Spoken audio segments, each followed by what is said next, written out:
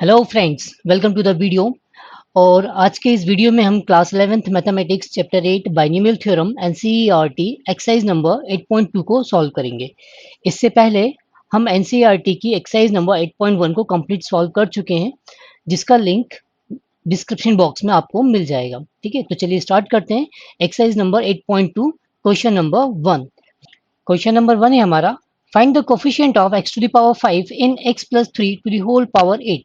Okay, तो इसके अंदर हमको x प्लस 3 को की पावर 8 को बाइनोमियल थ्योरम की मदद से एक्सपैंड करना है, और उस पूरे एक्सपेंशन के अंदर कहीं एक टर्म ऐसा होगा जहां पर x की पावर 5 होगा। ठीक है, उस x की पावर 5 का जो भी कोफिशिएंट है यहाँ पर, वो हमें यहाँ बताना है। ठीक है, अगर ये एमसीक्यू में ये क्वेश्चन आया होता तो हम मेंटली इसे सॉल्व कर लेते। हमको पता है x की पावर 5 कब मिलेगी, जब r की वैल्यू कितनी हो, हम 8 में से कितना कम कर दें कि 5 बजाए, यस 3 कम कर दें। मतलब फोर्थ टर्म में x की पावर 5 मिलेगी, और डायरेक्ट मैं फोर्थ टर्म को सॉल्व करूं तो मुझे कोफिशिएंट ऑफ x की पावर 5 मिल जाएगा। बट यहाँ पर हम इसको सब्जेक्टिव अप्रोच से भी सॉल्व करते हैं। ठीक है, तो हमको निकालना है कोफिशिएंट ऑफ x की power 5 in x plus 3 to the whole power 8 के अंदर। तो हम मान लेते हैं कि जो हमारी जर्नल टर्म है T R plus one term, इसके अंदर कोफिशिएंट ऑफ x की पावर 5 है। हम जनरल टर्म फॉर्मूला जानते हैं एनसीआर, या मैं यहाँ पे लिख लेता हूँ उस फॉर्मूले को। एनसीआर फर्स्ट टर्म की पावर कितना होता है, n minus are into second term की पावर होती है आर। ठीक, अब इस जर्नल टर्म को इस हमारे बाइनोमियल एक्सपेंशन से देखें तो यहाँ पर जो हमारी एन की वैल्यू है वो हो गई है 8। फर्स्ट टर्म जो है हमारी वो है यहाँ पर x, सेकेंड टर्म है हमारी यहाँ पर 3। ठीक, तो ये सारी वैल्यूज हम यहाँ पर पुट कर देते हैं। तो T R plus one is equal to हो जाएगा एन के प्लेस से वैल्यू है हमारे पास 8 सी आर। फर्स्ट टर्म है हमारी x टू द पावर इन दोनों नंबर का डिफरेंस मतलब 8 minus are into 3 to the power R. ठीक, अब इसके बाद हमने कांस्टेंट को अलग किया और वेरिएबल को अलग किया। ठीक, तो कांस्टेंट कांस्टेंट हम एक साथ ले लेते हैं। तो 3 टू द पावर आर, फिर है हमारा 8 C R x to the power 8 minus R. ठीक, ये हमने इसकी जनरल टर्म मतलब T R plus one term निकाल लिए। अब इसके अंदर जो कोफिशिएंट है एक्स की पावर का वो है 3 to the power R 8 C R. ठीक, और यहाँ पर एक्स की पावर जो है वो है 8 माइनस एक्स, जबकि हमको एक्स की पावर 5 का कोफिशिएंट निकालना था।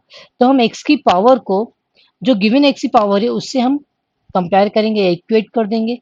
तो यहाँ पर 8 माइनस आर इक्वल होगी 5 के, या minus R is equal to हो जाएगा 5 माइनस ऑफ 8 के, या फिर small R is equal to आ गया माइनस ऑफ 3, या आर इज इक्वल टू मुझे मिल गया 3।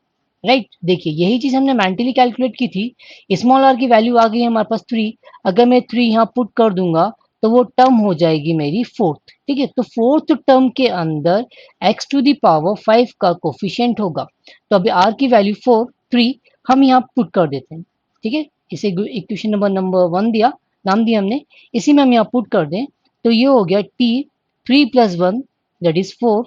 अच्छा, यहाँ पे हमने ले लिया था is equal to 3 to the power r कितना आया हमारे पास 3 इंटू 8 सी आर की वैल्यू है हमारे पास 3, right, into x to the power 8 minus of 3।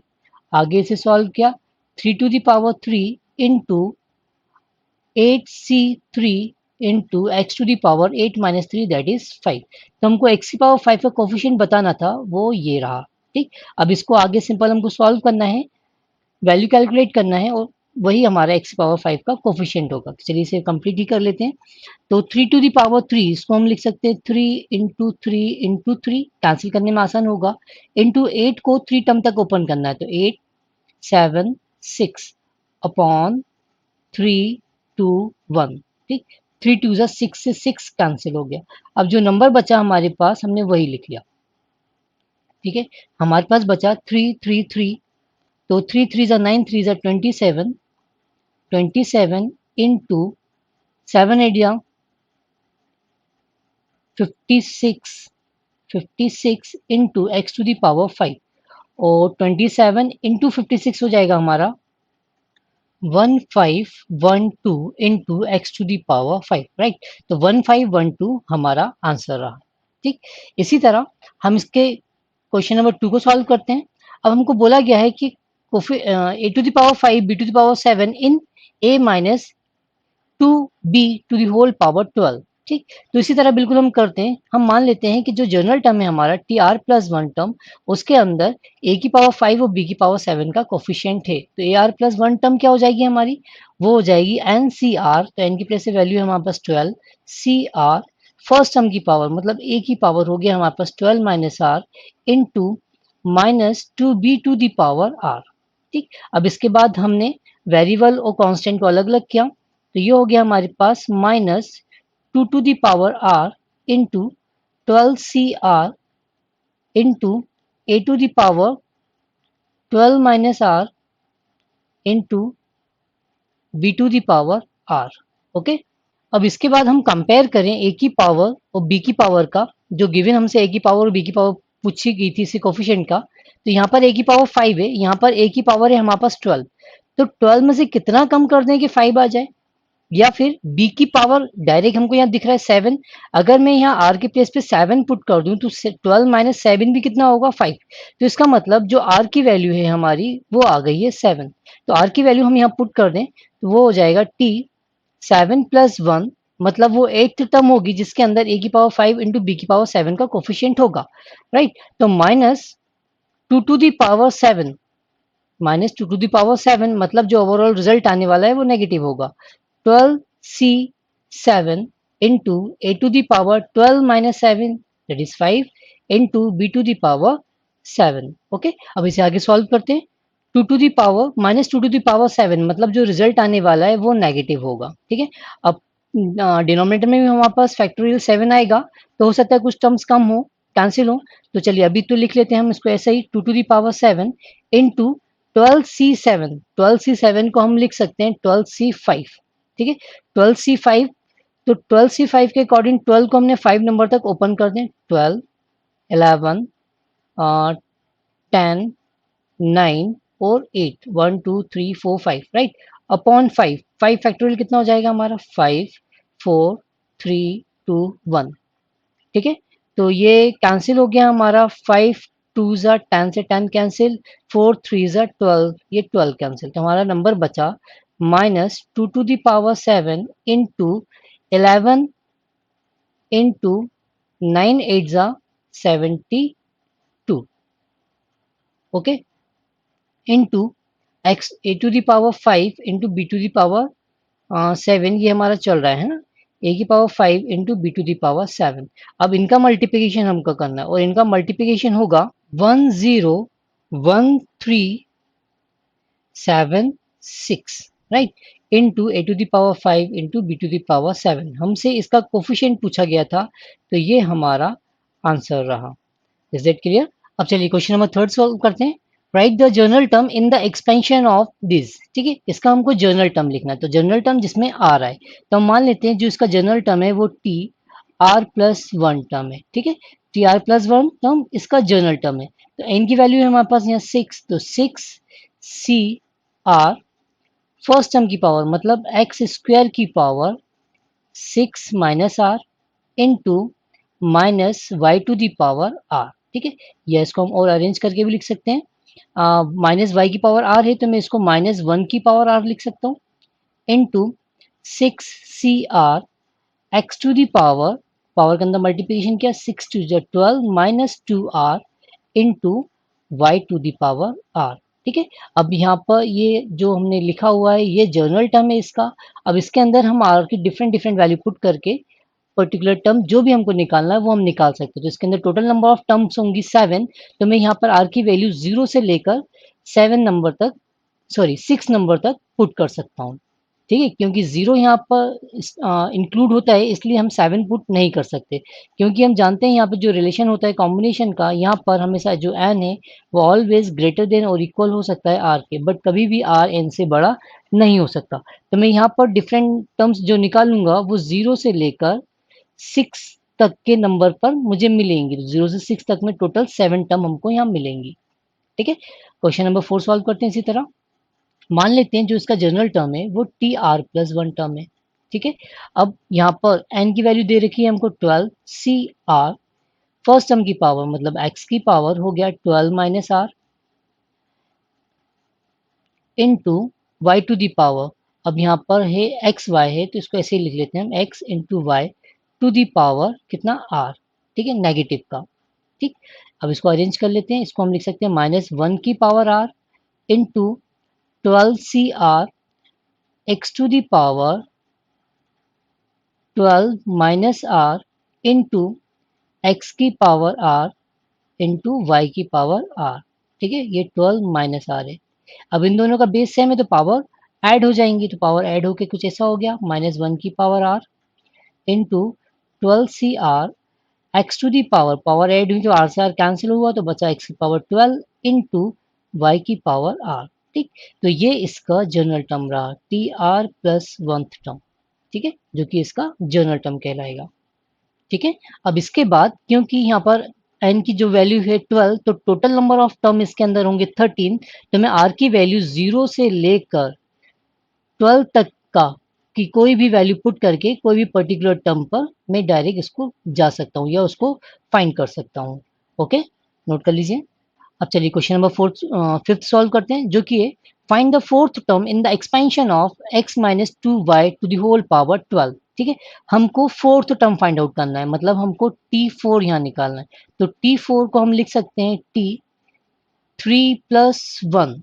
ठीक है, ये हम ब्रेक क्यों करते हैं, ये मैंने जनरल टर्म का फॉर्मूला जब आपको बताया था उस टाइम इसका पूरा कॉन्सेप्ट आपको बताया था। ठीक है, तो यहाँ पर r की वैल्यू हो गई 3, तो अब इसको हम कैसे लिखेंगे, n है हमारे पास यहाँ पर 12 सी आर, आर के प्लेस पे आ गई वैल्यू हमारे पास 3 into x to the power 12 minus three that is 9 into minus two Y to the whole power 3। ठीक, या फिर इसके आगे सॉल्व किया हमने माइनस टू की पावर 3 कांस्टेंट है बाहर ले लिया इसको into 12c3 into x to the power 9 into Y to the power 3। आगे से सॉल्व किया तो 12 की सॉरी 2 टू द पावर 3 हो जाएगा 8, पावर ऑड है तो इसलिए रिजल्ट आएगा नेगेटिव। 2 की पावर 3 आ गया हमारे पास 8 इंटू 12 को 3 नंबर तक ओपन करके हम लिख सकते हैं 12 11 into 10 upon 3 2 1 into x to the power 9 into Y की पावर 3। ठीक है, तो 3 टू ज़ा 6 6 टू ज़ा 12। अब नंबर हमारे पास बचे फाइनली माइनस 8 टू ज़ा मल्टीप्लिकेशन भी कर देते हैं हम, 8 टू ज़ा 16 16 10 ज़ा हो जाएगा 160 इंटू 11 इंटू एक्स की पावर 9 इंटू वाई की पावर 3। ठीक है, 11 का भी हम मल्टीप्लिकेशन कर देते हैं, 11 0 0 11 6 ज़ा 66 कैरी ओवर 1 11 1 ज़ा 11 प्लस 1 11 प्लस 6 सॉरी वो हो गया 17, तो minus 1760 into x to the power 9 into Y to the power 3, ये इसकी फोर्थ टर्म होगी। Is it clear? अब चलिए क्वेश्चन नंबर 6 सॉल्व करते हैं, जो कि है find the 13th term in the expansion of this. ठीक है, 13th टर्म हमको फाइंड आउट करना है, मतलब हमको निकालना है t13। ठीक है, t13 को हम लिख सकते हैं 12 प्लस ऑफ 1, तो r की वैल्यू होगी हमारे पास 12 एंड हमको गिवन है 18, तो ये हो जाएगा हमारा 18c12, राइट। फर्स्ट टर्म की पावर, फर्स्ट टर्म हमारे पास 9x to the whole power 18 minus 12 that is 6 into minus 1 upon 3 root x to the whole power 12। ठीक है, आगे सॉल्व किया इसको, यहाँ पर हमारे पास 9 की पावर 6 होगी और यहाँ पर माइनस 1/3 की पावर 12 होगी, इसको बाहर ले लेते हैं अपन, तो ये आ गया हमारे पास 9 to the power 6 into minus 1 to the power 12। देखिए यहाँ पर एक इवन नंबर तो रिजल्ट पॉजिटिव आएगा, तो मैं डायरेक्ट इसको 1 अपॉन 3 टू दी पावर 12 लिख सकता हूँ। ठीक है, into 18c12 x to the power 6 into यहाँ पर पावर आएगी इस पर, तो 12 2 से कैंसिल हो जाएगा, बचेगा 1 upon x to the power 6। ठीक, अब एक्स की पावर 6 से एक्स की पावर 6 कैंसिल, तो हमारे पास बचा 9 to the power 6 into 1 upon 3 to the power 12 into 18c12। ठीक है, अब इस 9 को मैं लिख सकता हूँ 3 का स्क्वायर, 3 का स्क्वायर हो जाएगा 3 3 9, तो 3 का स्क्वायर, तो 3 का 2 इंटू 6 का मल्टीप्लिकेशन हो गया, तो ये हो गया 12 into 1/3 to the power 12 into 18c 12। ठीक, यहाँ पर ये नंबर भी पूरा कैंसिल हो गया।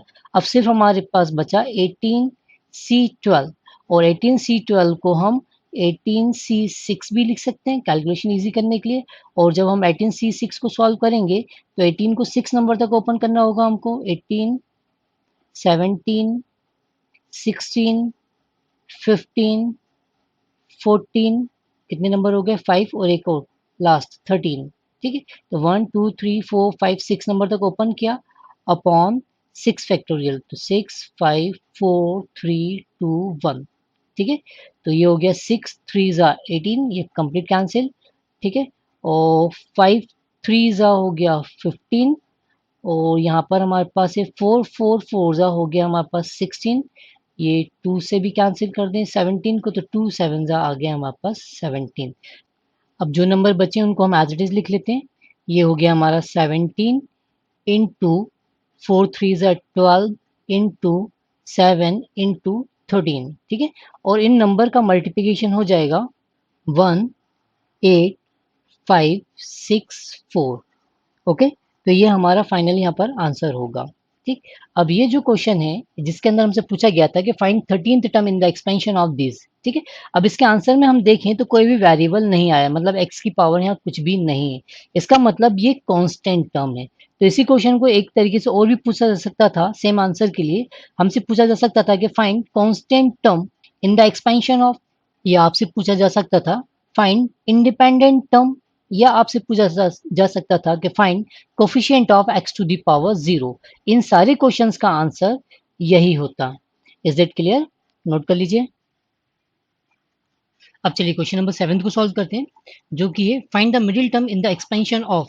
ठीक है, यहाँ पर हमने दो क्वेश्चन लिए हैं, 7th और 8th, दोनों में ही हमको मिडिल टर्म फाइंड आउट करनी है। ठीक है, अब क्वेश्चन नंबर 7 में हमसे बोला गया है कि find the middle term in the expansion of 3 minus x Q upon 6 to the whole power 7। ठीक है, अब क्योंकि हम जानते हैं मिडिल टर्म का कॉन्सेप्ट क्या होता है कि मिडिल टर्म डिपेंड करती है एन पर। ठीक है, अगर एन एक ऑड नंबर है तो मिडिल टर्म हमको 2 मिलेंगी, अगर एन एक इवन नंबर है तो हमको मिडिल टर्म इस केस में 1 मिलेगी। ठीक है, क्योंकि पावर ऑड है तो टोटल नंबर ऑफ टर्म्स इसके अंदर जो होंगी वो इवन होंगी, इसी कारण इसके अंदर हमको 2 मिडिल टर्म मिलेंगी। तो वो 2 टर्म मिडिल टर्म्स कौन कौन सी होगी? एक होगी हमारी n plus 1 by tooth term, है ना, और दूसरी जो होगी वो होगी n plus 3 by tooth term. Right, ये दोनों टर्म हमारी मिडिल टर्म होंगी। तो 1 बाय 1 इन दोनों ही टर्म को हम फाइंड आउट करते हैं। तो हम पहले सॉल्व करते हैं n प्लस 1th टर्म। तो n है हमारे पास 7, 7 प्लस 1 8 बाई 2 दैट इज 4, मतलब 4th टर्म इसकी मिडिल टर्म होगी। और कौन सी? 7 प्लस 3 10 बाई 2 5। तो 4th एंड 5th टर्म जो होंगी इस गिवन एक्सपेंशन के अंदर, बाइनोमियल एक्सपेंशन के अंदर मिडिल टर्म होगी। तो डायरेक्ट हम 4th टर्म फाइंड आउट कर सकते हैं। हम जानते हैं जनरल टर्म का formula T R plus 1th term के लिए, जो कि होता है N C R first term की power N minus are into second term की पावर आर। राइट, अब यहाँ हम कंपेयर करें तो हमारे पास एन गिवन है यहाँ पर 7, स्मॉल आर की जो वैल्यू है वो होगी हमारे पास 3, और फर्स्ट टर्म है हमारे पास 3, और सेकंड टर्म है minus x Q by 6। Right, अब ये सारी वैल्यू हम पुटअप कर देते हैं, तो इसके हमारे पास मिडिल टर्म मतलब इसकी 4th टर्म जो होगी वो हो गई हमारी 7c3। फर्स्ट टर्म में यहाँ पर 3 to the power 7 minus 3 that is 4 into minus x Q upon 6 to the whole power 3। ठीक है, अब इसको आगे सॉल्व कर लेते हैं। ये हो गया हमारे पास 7c3 को हम ओपन कर लें, 7 को 3 नंबर तक डिसेंडिंग ऑर्डर में, तो 7 6 5 upon 3 factorial 3 2 1 into 3 to the power 4, इसको भी हम ओपन कर लेते हैं। 3 की पावर 4 मतलब हम 3 को 4 टाइम्स लिख देते हैं, 3 3 3 3 अपॉन, यहाँ पर हमारे पास 6 की पावर 3 भी आएगा, है ना, 6 की पावर 3, तो 6 को भी हम 3 टाइम्स लिख लें into x to the power 3 3 जा 9। राइट, बट यहाँ पर जो सेकंड टर्म थी वो नेगेटिव थी और इसकी पावर एक ऑड नंबर है, तो ओवरऑल जो रिजल्ट आएगा वो नेगेटिव आएगा। ठीक, अब टर्म्स को हम कैंसिल कर देते हैं, तो ये हो गया 3 2 जा 6 से 6 कैंसिल, 3 2 जा 6, 3 2 जा 6, 3 2 जा 6। ओके, अब बचे हुए नंबर का हम आपस में प्रोडक्ट कर देते हैं। तो ये हो गया हमारे पास माइनस ऑफ 7 5 जा 35 इंटू, यहाँ पर एक 3 बचा है हमारे पास, 3 हमने ले लिया अपॉन 2 2 जा 4 2 जा 8 into x to the power 9। Okay, आगे 35 3 जा हमने किया माइनस ऑफ 35 3 जा हो जाएगा हमारे पास 105 upon 8 into x to the power 9। तो एक टर्म हमने निकाल ली है मिडिल टर्म में से, जो कि फोर्थ टर्म थी, इसकी वैल्यू है minus 105 upon 8 into x to the power 9। Okay, अब हम इसी की फिफ्थ टर्म भी फाइंड आउट करते हैं। तो फिफ्थ टर्म फाइंड आउट करते हैं अपन। T5 को हम लिख सकते हैं T4 प्लस 1, क्योंकि फिफ्थ टर्म जस्ट उससे एक कम, तो स्मॉल आर की वैल्यू होगी हमारे पास 4, एन अभी भी हमारे पास 7, स्मॉल आर की वैल्यू होगी 4। फर्स्ट टर्म में हमारे पास यहाँ 3 टू दी पावर, आर की वैल्यू भी हम यहाँ पुट कर देते हैं, आर की वैल्यू भी हमारे पास 4, तो 7 minus 4 that is 3 into second term में हमारे पास minus x Q upon 6 to the whole power 4। ठीक है, इसको भी सॉल्व करते हैं। 7c4 को हम 7c3 भी लिख सकते हैं, तो लिख लेते हैं, या फिर 7c4 को ही सॉल्व कर लेते हैं। तो चलिए 7 को 4 नंबर तक हमने ओपन किया, तो 7 6 5 4 अपॉन 4 फैक्टोरियल, तो 4 3 2 1 इंटू 3 टू दी पावर 3, तो मैं 3 को 3 टाइम्स लिख लूँ, 1 2 3 अपॉन 6 की पावर 4, तो 6 को भी मैं यहाँ 4 टाइम्स लिख लेता हूँ, 2 3 4 and 4 into x to the power even number तो ये प्लस हो जाएगा, 4 3 ज़ा 12 x to the power 12। Right, अब कैंसिल करते हैं। ठीक, तो ये हो गया हमारे पास 3 2 ज़ा 6, 4 से 4 कैंसिल, 3 2 ज़ा 6 3 2 ज़ा 6 3 2 ज़ा 6। ओके, अब बचे हुए नंबर को हम एज इट इज लिख लेते हैं। ये हो गया हमारे पास 7 5 ज़ा 35 अपॉन 2 2 ज़ा 4 2 ज़ा 8 8 6 ज़ा 48 into x to the power 12। ठीक, तो फिफ्थ टर्म हमारी निकली 35 upon 48 into x to the power 12। तो इस तरह इसकी दो मिडिल टर्म हो गई, एक है T4 की हमने वैल्यू निकाली है, वो है minus 105 upon 8 into x to the power 9, और इसकी फिफ्थ टर्म जो है उसकी वैल्यू है हमारे पास 35 upon 48 into x to the power 12। ठीक, तो इस तरह क्वेश्चन नंबर 7 का ये आंसर रहा। Is it clear? अब चलिए क्वेश्चन नंबर 8 को सॉल्व करते हैं। ठीक है, यहाँ पर भी हमको मिडिल टर्म फाइंड आउट करनी है, जबकि यहाँ पर हमको जो पावर है एक इवन नंबर है, इसका मतलब इसके अंदर जो मिडिल टर्म हमको मिलने वाली है वो एक ही होगी। ठीक है, वो कौन सी मिडिल टर्म होगी, हम ऑड इवन नंबर के केस में हम जानते हैं कि 10/2 प्लस ऑफ वंथ टर्म जो होगी इसकी वो मिडिल टर्म होगी। तो 10/2 हो गया 5 प्लस 1, तो सिक्स टर्म जो होगी इस गिवन बाइनोमियल एक्सपेंशन की मिडिल टर्म होगी। तो हम डायरेक्ट सिक्स टर्म को ही फाइंड आउट करें, तो T6 इज इक्वल टू हो जाएगा हमारा T5 प्लस 1, तो इससे हमारे पास स्मॉल आर की वैल्यू हो गई 5 इज इक्वल टू n है हमारे पास 10 CR की वैल्यू है 5 into first term x upon 3 to the whole power 5 minus 10 minus 5 that is 5 into second term 9 y to the power 5। ठीक है, इसको आगे सॉल्व करते हैं अपन। 10C5 को 10 को 5 नंबर तक ओपन किया डिसेंडिंग ऑर्डर में, 10 9 8 7 and 6 upon 5 factorial 5 4 3 2 1 into, right, 1 यहाँ से हमको 1/3 टू दी होल पावर 5 मिलेगी, मतलब यहाँ पर भी हमको जो 3 है उसको 5 टाइम तक हम ओपन करके लिख लेते हैं, क्योंकि आगे कैंसिल करने में हमको आसानी होगी। 3 1 2 3 4 5। ठीक, इंटू न्यूमरेटर में 9 टू दी पावर 5 मिलेगी, यहाँ पर भी हम 9 को ओपन कर लेते हैं, 1 2 3 4 and 5 into x to the power 5 into Y to the power 5, x to the power 5 into Y to the power 5। Okay, अब नंबर्स कैंसिल करते हैं जो कैंसिल हो रहे हैं, तो ये हो गया 5 2 ज़ा 10, ये कंप्लीट कैंसिल, 3 3 ज़ा 9, इस 3 से इस 3 को भी कैंसिल कर देते हैं। ठीक है, 4 2 ज़ा 8, अब यहाँ पर हमारे पास बचा 3 3 ज़ा 9 3 3 ज़ा 9। ठीक, तो न्यूमरेटर पूरा ही कैंसिल हो गया, अब हमारे पास सिर्फ डिनोमिनेटर ही बचा है। तो अब इन नंबर्स का हम आपस में मल्टीप्लिकेशन कर लेते हैं, तो हमारे पास बचे 2 7 एंड 6, तो 7 2 ज़ा 14 14 6 ज़ा 84 84 इंटू 9 9 ज़ा 81, 81 9 ज़ा हो जाएगा हमारा 729 into x to the power 5 Y to the power 5, ठीक है। और जब हम 84 का मल्टीप्लिकेशन 725 से करेंगे तो इसका रिजल्ट हो जाएगा 61236 into x to the power 5 into Y to the power 5, ठीक। ये इसकी सिक्स्थ टर्म रही जो कि गिवन एक्सपेंशन की मिडिल टर्म कहलाएगी। Is that clear? नोट कर लीजिए।